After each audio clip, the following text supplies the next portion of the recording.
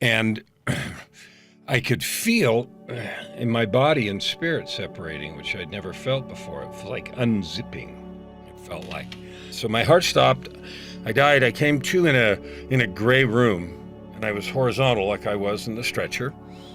The room was gray, like photocard gray. I really couldn't see the ceiling or the walls or anything. It was sort of an indeterminate size. But over my left shoulder, over there, I could see a door. I wanted to be at the door for some reason, and so then I was standing at the door, and I was leaning on the door jamb on my right shoulder, and across on the other side of the door, on that shoulder, was someone leaning on that side, and I noticed the other side of the door was white, my side was gray. We stood there for a little while, and then he looked at me and he said, do you want to come home? And so you know things in that state that you don't know otherwise. So I knew who I was talking to and where I was standing and what the question meant. And so we talked about everything I'd done and what there was to do and what my wife and I had planned and all those things. And finally, after a while, I said, well, I'm not done yet. I said, okay. The intensity, the quantity of both information and light and glory and all of that thing was completely overwhelming. Not only were we given a mission and purpose for our life here, but and that we agreed to it, and we were stoked about it before we came. It was in the form of a person. It was not a blob. It was not just a white light. We were having a conversation on two sides of a door, which was clearly the door to eternity. Good evening and welcome to the channel Earth to the Other Side. My name's John Glasspool and I'm your host. Tonight my guest is Mr. Kellan Flukiger, and he had a near-death experience as well as a very informative talk with God. He's also the author of 16 books, including Meeting God at the Door, which we'll talk about more later. As a successful life coach, he is the ultimate catalyst to help motivated people melt barriers and move mountains. Kellan's podcast is called Your Ultimate Life with Kellan Flukiger. Kellan, I'm excited to have you as a guest. Thank you so much for being here and welcome to the channel. Thanks for having me. I really appreciate the opportunity to talk about some things that are important that I don't think get talked about enough. Absolutely, absolutely. So on that note, I'm just going to let you go ahead and tell us your story, your experience back June 5th, 2018. You had an NDE, near-death experience. Why don't you go ahead and tell us what happened that day? Well, it started about a week before that, so I need a little preamble. My wife and I decided to go on a cruise, which we hadn't done before, so we went on a 10-day cruise in the Baltic Sea, and it ended around the 1st of June. In Oslo, on the way home, I got really sick, high fever and stuff. And so the next day, that was a Monday, which was day one, and the number of days will be important as we go along later in the story.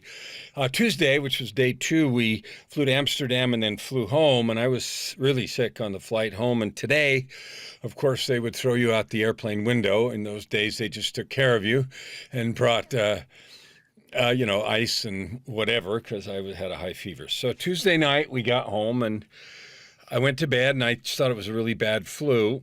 Wednesday, Thursday, which was day 3 and 4, sick.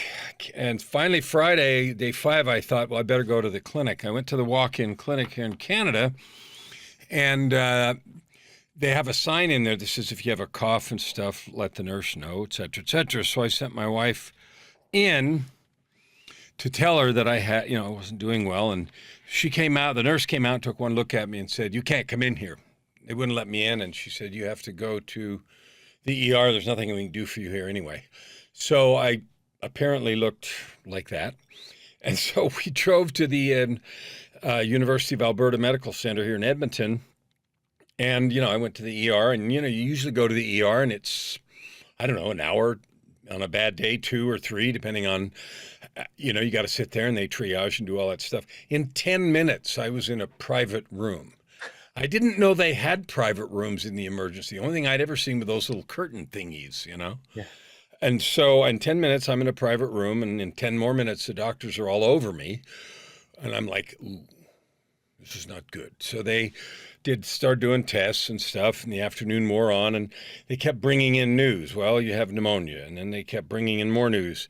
Something else is wrong. That's in both lungs. And you're definitely going to be admitted in the hospital. And we're not sure, do some more stuff. So I sent Joy home because we had dogs and cats to take care of. And I was going to be admitted. So I told her to go home, go to sleep, come back tomorrow, and we'll see what's going on. They moved me up to the floor and then kept coming in. And then they said, something else is very wrong. We're not sure what it is. And they came back in and said, yeah, I think we're going to move you to the ICU. Yeah, okay.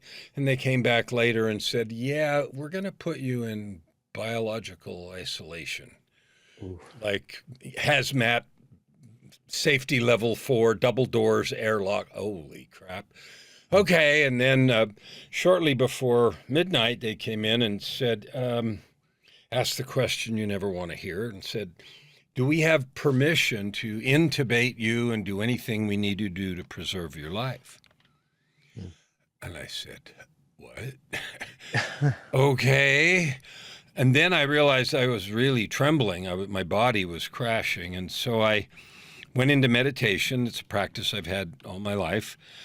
And I could feel in my body and spirit separating, which I'd never felt before. It felt like unzipping, it felt like. And so I picked up my phone and my hands were trembling, and I sent Joy a text. It was only 3 lines. The first line said ICU, and the second line was isolation/intubation, and the third line was I may be dying. Because I could feel my body and spirit separating. Well, she was asleep, and she didn't see it. And about 2:30 or 3 in the morning, she got the call from the hospital that you never want to get in the middle of the night. And the nurse said to her, are you coming? And she's like, what? And then she saw my text. So somewhere in that time frame, I crashed, code blue, green, red, black, pink, whatever it is in that hospital. And my heart stopped. And so I was in the ICU and whatever. So I effectively died, flatlined. And when I came to spiritually, energetically, so I'll get organized here. I was in a coma from that point forward for 17 days. They eventually were able to restart my heart, but I'll start that in a minute. So my heart stopped. I died. I came to in a gray room, and I was horizontal like I was in the stretcher. The room was gray, like photocard gray. I really couldn't see the ceiling or the walls or anything. It was sort of an indeterminate size. But over my left shoulder, over there, I could see a door. I wanted to be at the door for some reason, and so then I was standing at the door, and I was leaning on the door jamb on my right shoulder, and across on the other side of the door on that shoulder was someone leaning on that side, and I noticed the other side of the door was white, my side was gray, and it wasn't streaming through or anything, just gray on this side, and a very soft gray and white on that side. And we stood there for a little while, and then he looked at me and he said, do you want to come home? And I thought, holy crap.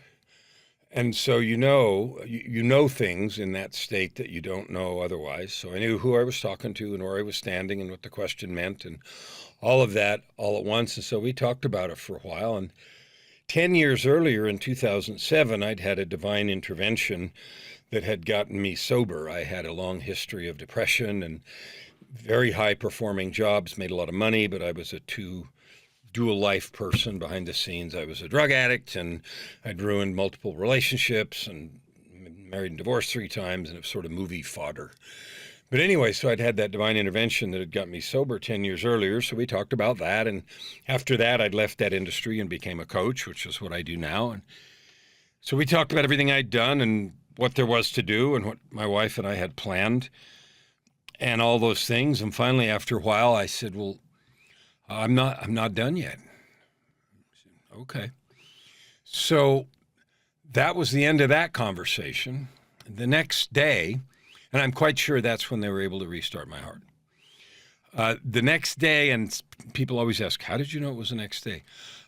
you just know it was the next day, okay? I don't know.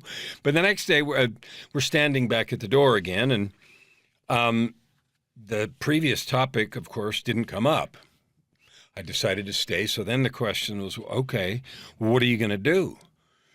And okay, so we started talking about my coaching practice and who I was trying to help and what I was trying to help add good to the world. And I'm sort of one of those people that did that anyway, and talked about everything I'd done. And then I had an experience that the only thing that I can use to describe it is if you've seen that Jodie Foster movie Contact, where they have that, okay, that's the closest thing that I can describe. I had a trip, a visual and physical trip through a lot longer than that scene that was like being fed with a fire hose, seeing things. I felt like if I hadn't been in some kind of a protective bubble, I would have been incinerated.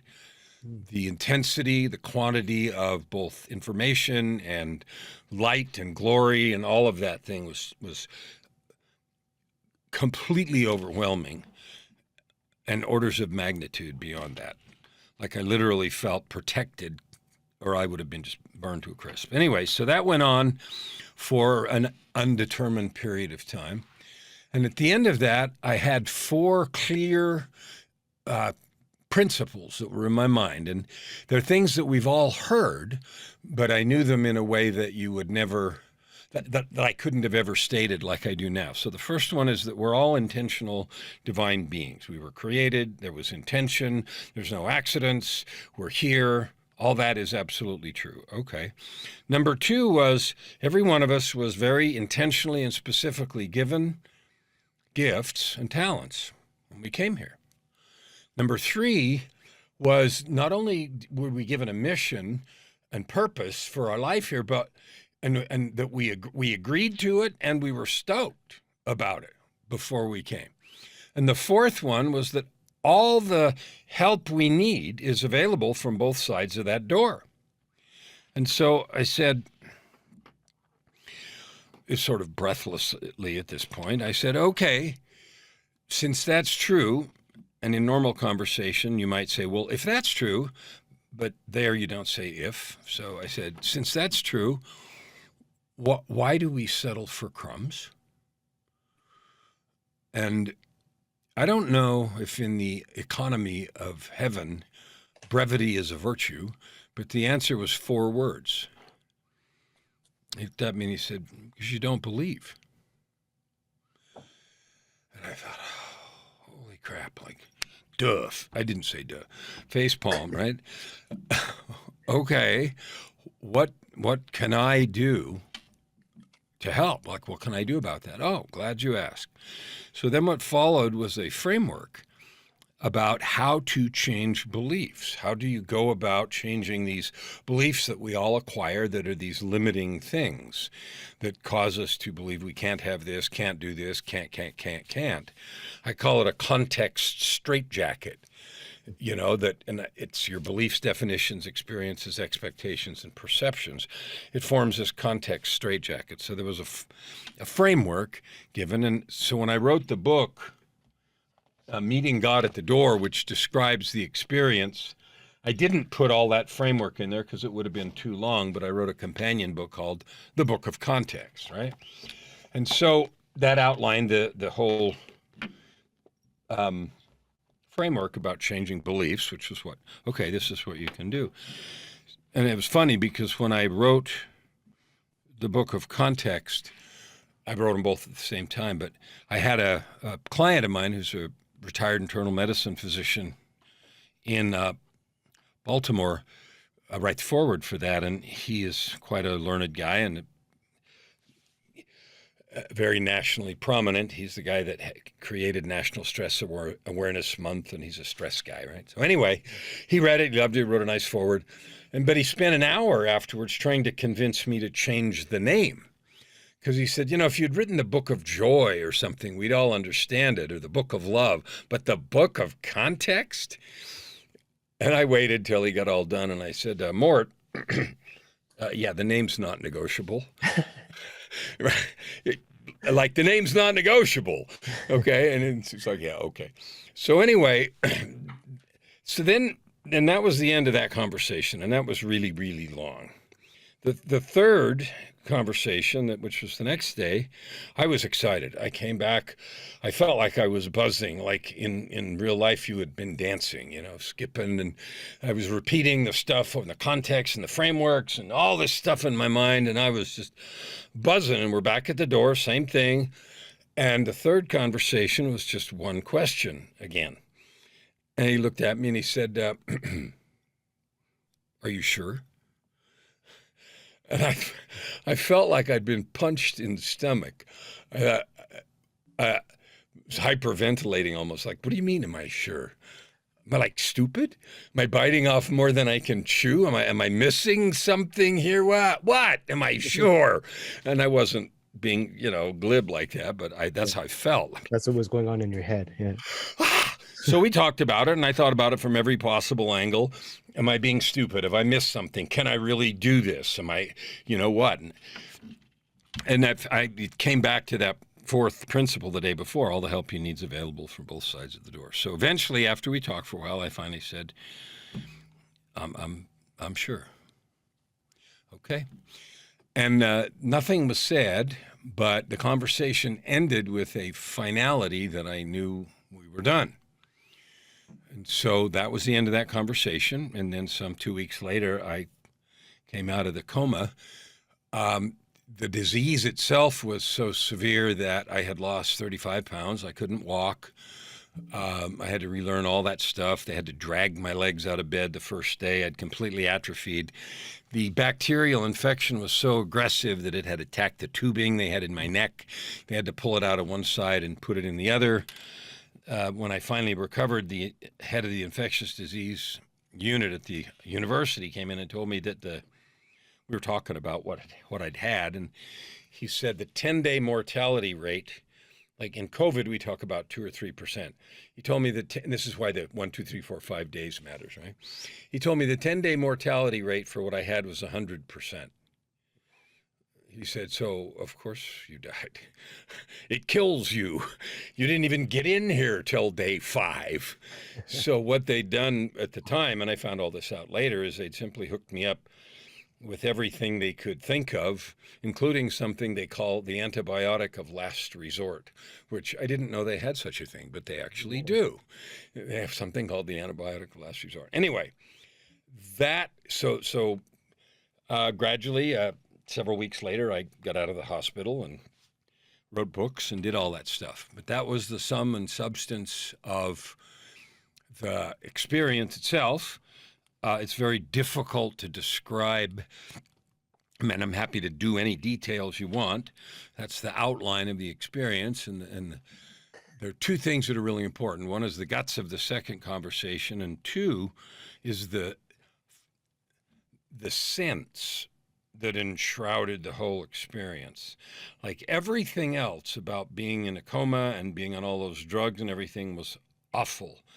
I hallucinated. It felt black. I was frightened.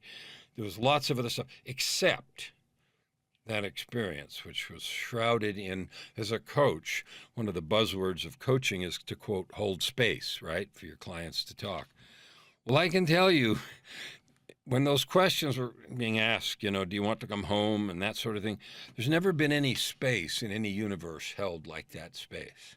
There was no expectation of the answer. There will be an answer, but do you want to come home?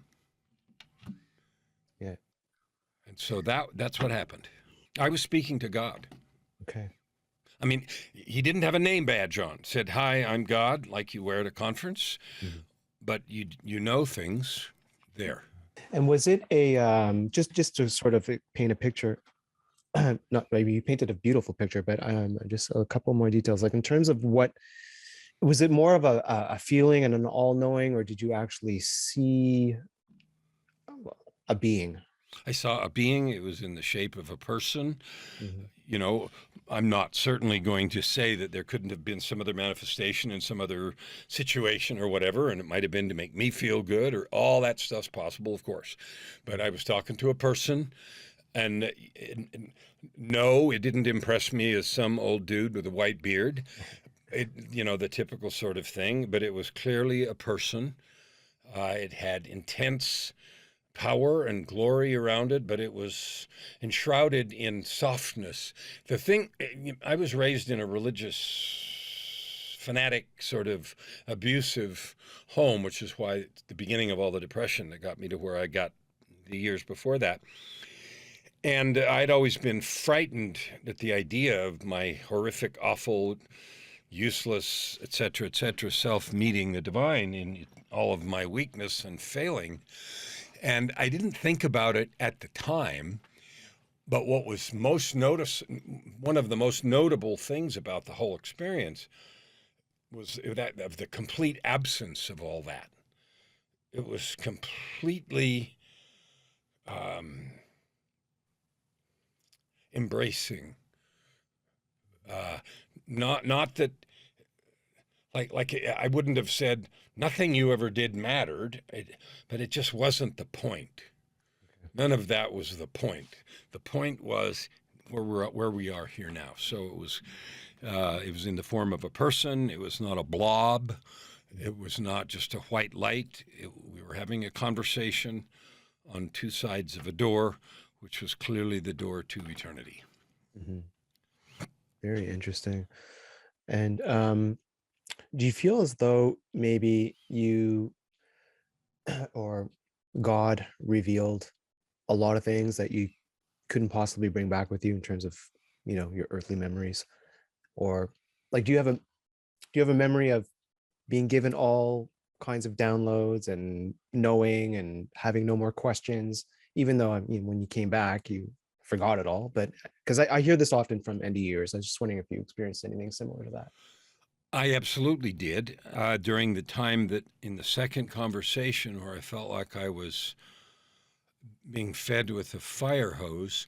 It wouldn't have just been those four things that I mentioned, although the nuances and meaning of all of that is extraordinarily big. The idea that, we are intentional creations, then, it begets a whole bunch of other questions. What I did bring back is a degree of, not a degree, an absolute sense of certainty. Like, so for example, that happened, I got out of the hospital in July. By October, I had learned to walk enough that I was able to go, I'd finished the books and go to four places that month of October and speak. And in one place I spoke. It was a very high-powered mastermind that I'd belonged to, and I'd missed one of the sessions in July, obviously, because I was unconscious. But I came back in October, and the guy that was running it gave me a long time to talk to everybody. And there was one of the coaches there who listened to all that. And when I got done, she said, "So what is the most striking difference or something?" Typical kind of question. And I hadn't really prepared anything, and I was thinking about it. And while I was thinking about it, I heard my mouth open and say, "I no longer experience fear." And so I thought about that since, and it's a true thing. Like the experiences that I have, and some people have asked me, "Well, what do you mean you don't experience fear?" And the truth is, what on earth do I have to be afraid of? Like the sun comes up or it doesn't. I live or I die in a given day. Things go like I want them or they don't. I have mission and purpose. I do that morning to night, first to last breath. I'm here by choice. I'm excited about what I have to do.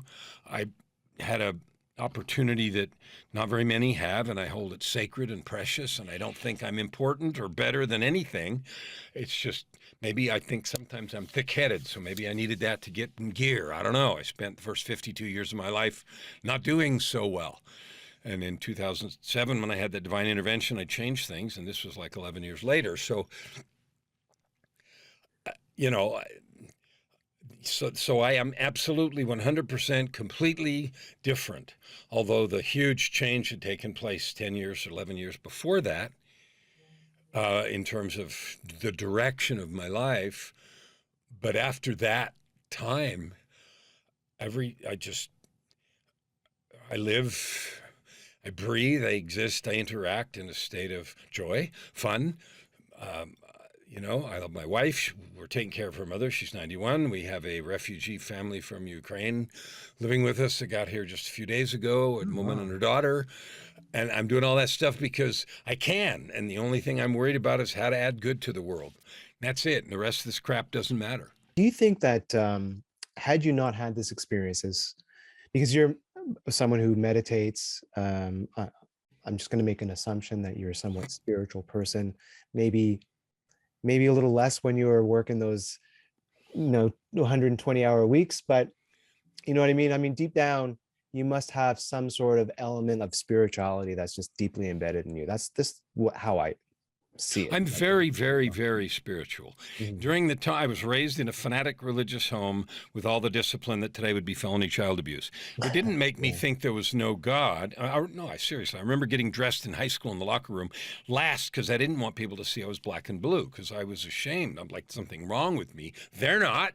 Like, why am I? What's wrong with me? But anyway, so I always felt and had some inkling, yearnings that we all have, right? And sometimes we ignore them, and sometimes we wonder, and sometimes we do stuff with them. And then during the years of addiction and making lots of money and whatever, I didn't doubt that stuff. I doubted me. I thought it's there and it's probably true, and I suck and I can't have any. It wasn't a question of it's not there. It's like, it probably is. And it's probably for people that are better than me. Do you think you could have had these revelations though, had you not had the near-death experience and maybe you had some sort of other spiritually transformative experience? Yeah, I mean, yes, the answer is certainly. There's no exclusivity to the willingness of the divine or the universe to transmit information, invitation. When I say every person was given gifts and talents and a mission, everybody's good as everybody else. It's up to us. Those gifts were what we were given, and what we make out of them is what we take back with us. Here's what I had, here's what I'm bringing back. There's nothing interesting or special about me. I've made a choice to say yes to those invitations, finally. Lots of people live all their lives and don't, and that only means that they lived all their lives and don't. It doesn't mean anything else. We make it mean stuff, we're judging and all the rest, but it's so I think anybody could have the degree of connection with the universe or the divine or non-duality, whatever you want to call it, that they want to develop. It is a developing process. We were somewhere, we came here, we don't remember it all. There's obviously a reason for that. The logical reason is we got to work on it and develop it. There's got to be an element of seeking, an element of faith, an element of trust, an element of stepping beyond the light, all the ways we talk about it. But anybody can develop the relationship to any depth they want. And that's why sometimes I think maybe I was thick-headed and I needed a little 2x4 or 2 or 3. And how much, if any, of this experience do you think has influenced your coaching career, your life coaching and stuff? All of it. 100%. What I've discovered is, look, I was in the C-suite. I made lots of money in companies. I had my own company. I was an entrepreneur. I've operated at very high levels in business and corporations and all the rest. And so in those places, it's like, oh, we don't want to mix business and don't be weird and woo-woo and spirituality. And the industry I was in was very technical. It was in the energy business and a lot of engineers and all that stuff. The bottom line is we can ignore it all we want. And that's like an ant pretending there's no such thing as celestial mechanics because they don't understand it. There's plenty of research demonstrating the truth of the quantum field, 0-point energy, and all this woo-woo stuff that we talk about. There's boatloads of it. Science, straight up, read The Field by Lynn McTaggart and some of her other stuff. You can do whatever you want with it, but it doesn't make it go away. So, yes, it affects it. And here's what I know. No matter why someone comes for coaching, I want to make more money. I want to launch a new product. I want to start a business. I want to fix my relationship. I want to be a different person.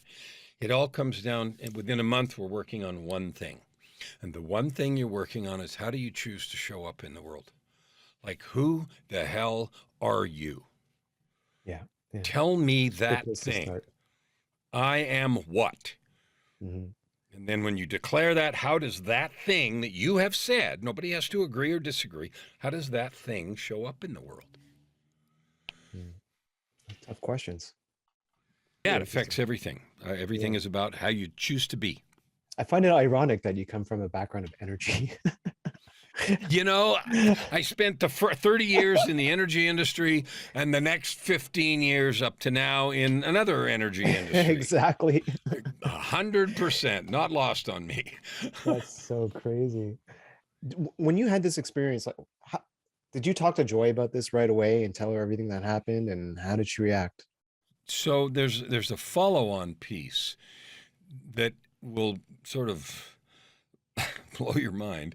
Mhm. I came out of the coma and I was just blubbering about the book of context and the framework, telling the nurses, and I was sedated and they had me on ketamine and everything else, and I was busy blubbering, but all I could do is talk about this framework and everything else. So I absolutely told everybody I could talk to as fast as I could talk, and I knew at the time, yeah, I'm sure I sound like a moron and like an idiot, and they think I'm crazy, and so I did, and that one of the head physicians one day very seriously wanted to talk about it. He said, "I need to know, what you saw." So it was Really? coherent enough to do, yeah, coherent enough to do that. He was very serious. He said, I want to talk about this. That's very interesting. Yeah. Cool. So whatever I said was not all that incoherent. But so the Mhm. other piece to this that I don't usually tell when I talk about this, because it happened 5 months later. So they let me out in July. And around the mid-November, I was learning to walk again, literally down the street, down the block. And so I just gotten my walk. I could walk like a mile and things, so forth. It was November, and in November I started to get back pain, and it was bad. And so I, did squats and did everything I could, but it just wouldn't go away. And so on December the 5th, I woke up in the morning, and that's just 5 months after I got out of the hospital, Mhm. and I was paralyzed from the waist down. So I Oh, got out of bed and I fell on my face, right? wow. And I tried to get up my hands and knees and I fell on my face because nothing worked. The only direction of motion that was available was down. So I crawled around a little bit like the army crawl on your arms and trying to figure out what to do. And finally, Joy, we said, I guess we better call 911. So we did, and they came and got me, and I was in a lot of pain. And I'd never ridden to the hospital in the ambulance before. Ooh, that was new. So anyway, they put me in the back of the ambulance and in a lot of pain. And then I had this, and I couldn't understand it. I said, this amazing experience had just happened 5 months before. And so I'm like, what is going on? I'm barely able to walk. I've got my just start. And then this, like, Mhm. hello. And so anyway, on the way to the hospital in the back of the ambulance, I had this, I'll call it a vision, but because that's what it was. It was like a sports show, poker, like a World Series of Poker, and it was kind of the purple that's behind you. You know those casinos, right? They have that kind of Mhm. blacky purple, and so there's a poker table there, and I'm there, and it's first person. It's through my eyes, and there were some people around, and then I noticed across me was someone else. And then I looked up, and it was the Grim Reaper, like in full regalia. And then all of a sudden, these people that sort of faded away, and Reaper's looking at me, and I'm like, I'm in pain. I'm in the back of the ambulance. I'm paralyzed. And I'm thinking, what's going on? And then Reaper reaches down on the table and does that motion like they do with, moving all the chips, like the whole thing to the middle. Mhm. And I'm just terrified, absolutely terrified. And I thought, now what? And, and so and then this thought came to me, well, and I didn't use the word your adversary, I used the word the adversary because of who it was, right? Mhm. Well, Mhm. when the adversary raises the stakes, what is your choice? And I thought, well, you only have two choices. You either fold or you call. Then in the back of the ambulance, in pain, just at the top of my lungs, I was alone. I picked up the only thing I could move, which was my arm, and I slammed the stretcher and screamed at the top of my lungs, then I call. And the whole thing evaporated. I went to the hospital and they did they did a test, and they moved me from the emergency room to the operating room, from the ER to the OR. The guy on call happened to be, there's no such thing as accidents, one of the top spinal surgeons in Canada. And he had looked at my MRI and he said, take him to the OR, prep him for surgery. So what had happened is the MRSA, it was necrotizing MRSA bacteria, had not completely been eliminated from my system.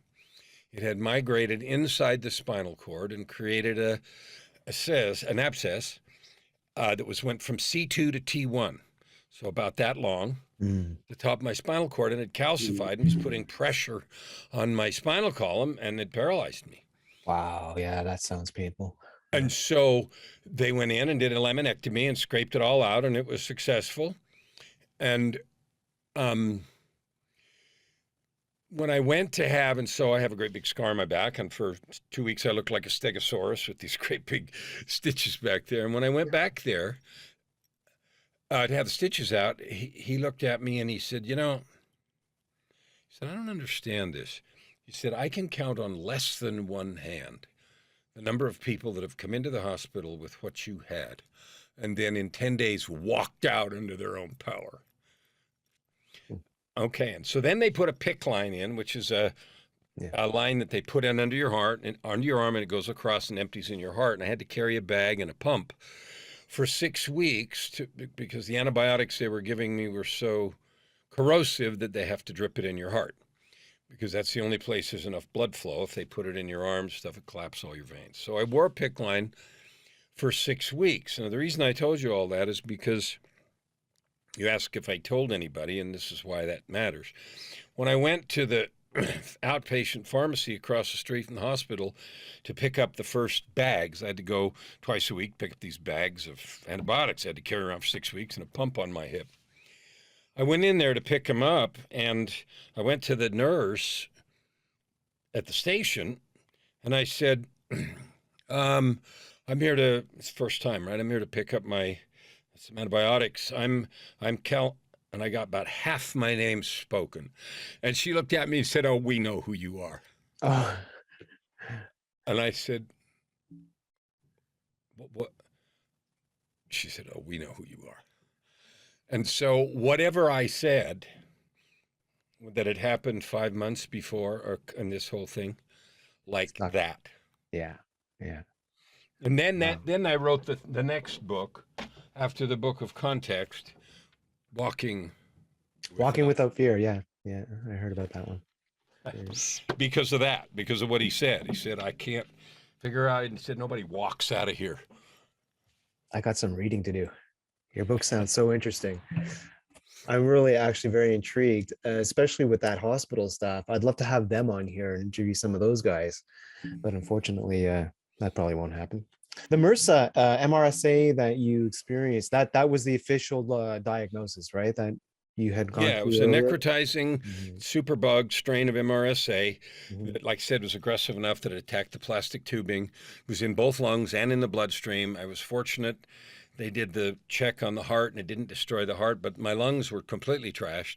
Oh, really? They told me when I left the hospital that if I ever get a fever, it's 911. Shit. Okay. They said, you can't handle any more, nothing. You're done.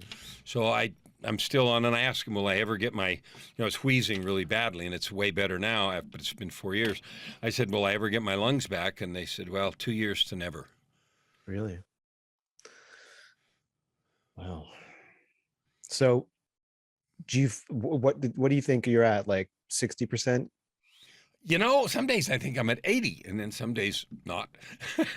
Pretty wheezy. I wake up and, there's a lot of wheezing, congestion. I'm on some corticosteroid inhalers and some other stuff. We're still playing around with what to do. They did x-rays every so often. And at one time, the pulmonologist that I see had, did a series of them because he saw a spot in there and thought there might be cancer, and it turned out to be okay.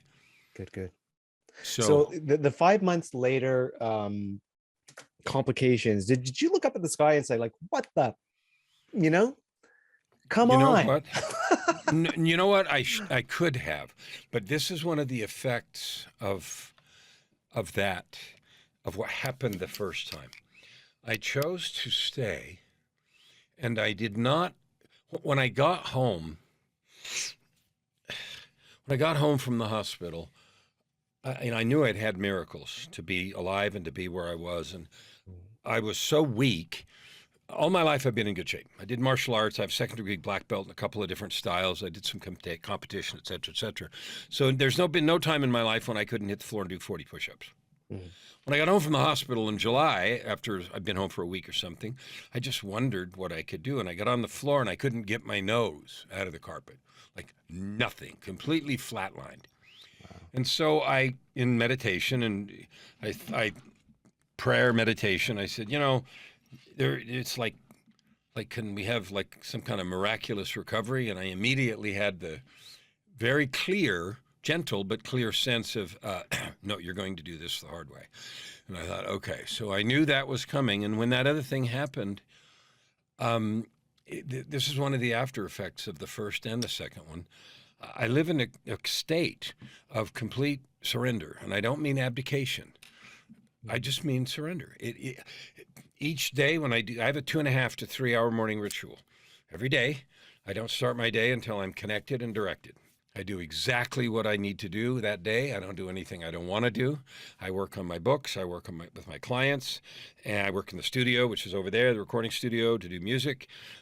So when I wrote the book about my own history, Tightrope of Depression, I wanted it to be something different. So when I got done with this, I wrote an album of music, 11 songs telling stories from this book. As soon as I got done, I realized, oh, crap, I'm just getting started. So then I wrote volume 2 called Down from the Gallows, and I wrote an album with that. And You're a Zeppelin fan? Am I a Zeppelin fan? Modestly. My wife loves that Led Zeppelin, but I am modest in my Led Zeppelinism. There's a third volume to that trilogy that'll be out in March. Wonderful, wonderful. Good stuff. I wanted to ask you, so we were talking earlier about talent and purpose, and obviously everybody's got their own talents and purposes. Well, just about everybody. There are some people that are completely, they can't speak, they can't walk, they can't talk. So what do you think the deal is there in terms of talents and purpose? If you think about, and this is true of any spiritual sage, but I'm going to refer to something in the New Testament. Somebody asked Jesus, why there were busted people, people with all these things. And, he said, the poor you will always have with you. And the impression that I get is it's the opportunity. I mean, like we know we were somewhere before. We have this little microcosm of 70, 50, 100 years, whatever. And then there's place to go afterwards. So my state, I don't have good eyes without my contacts. My vision's 2500. I have hereditary hearing loss, which is a drag in the recording studio. I have to do things with visual stuff as well as auditory. None of it is concerning. It's like, okay, if I had I have a brother who has a Down syndrome kid. It's fine. It's this long. So, okay. So they're here maybe for their own experience that we don't understand. One of the big purposes for us is to love and take care of them, which we do such a crappy job of, which is why my wife and I are taking care of her mother. Like, we're not going to put her somewhere unless we just can't do the care. I mean, she's almost 91.